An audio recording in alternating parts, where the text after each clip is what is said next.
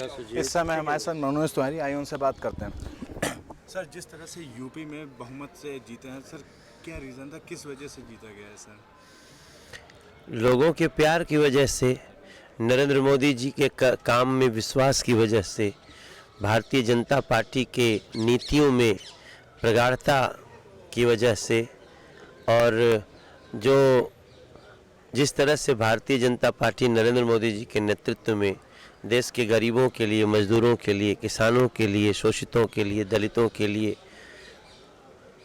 नौजवानों के लिए कार्य कर रही है, वो लोगों में बीजेपी के प्रति विश्वास का भाव लाया है और ये उसकी परिणति है।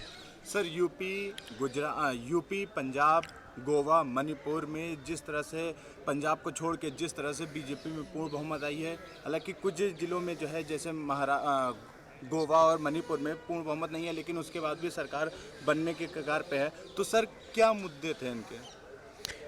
देखिए, गोवा और मणिपुर, तो गोवा में कुछ अपने ही लोग बागी लड़े,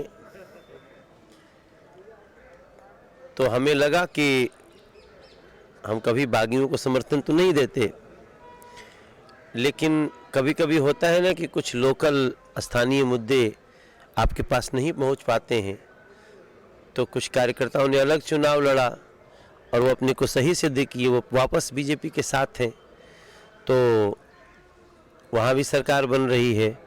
और जहाँ पे मणिपुर में तो हमारे कभी एक भी विधायक नहीं थे, वहाँ भी बीजेपी की सरकार बन गई, तो उसमें जो लोग निर्दल जीते वो हमारे साथ हैं, क्योंकि कहीं किसी को बहुमत नहीं आया, सबको थोड़ा थोड़ा सीट मिला, तो जो ज़्यादातर लोग हैं वो बीजेपी को सपोर्ट कर रहे हैं और बीजेपी चारों स्टेट में सरकार बना रही है।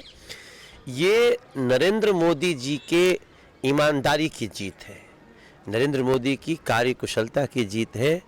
अब भारतीय जनता पार्टी निम्न मध्यम वर्गीय और गरीब लोगों के लिए, मजदूर लोगों के लिए सबसे विश्वस्त पार्टी है।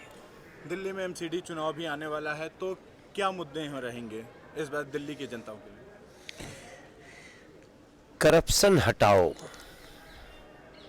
हमने 8 नवंबर को एंटी करप्शन एक्शन शुरू कर दिया, वो चाहे आम आदमी पार्टी का भ्रष्टाचारी हो, वो चाहे कांग्रेस का भ्रष्टाचारी हो, या फिर वो बीजेपी का भी कोई भ्रष्टाचारी होगा, उसको अब भारतीय जनता पार्टी और नरेंद्र मोदी बख्शने वाले नहीं है।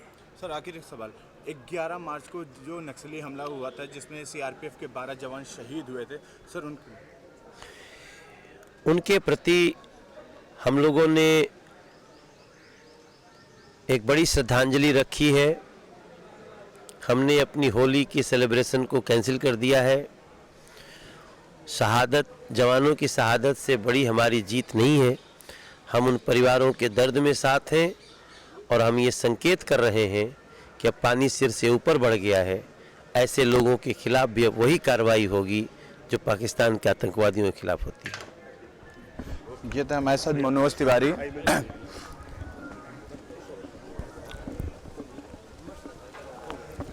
ये था हमारे साथ मनोज तिवारी, जिनका कहना था कि दिल्ली एमसीडी चुनाव को लेकर इस समय इनकी जो मुद्दा होगा वो है करप्शन को लेकर। कैमरामैन वरुण के साथ वैभव श्रीवास्तव, जीबीसी न्यूज़, दिल्ली।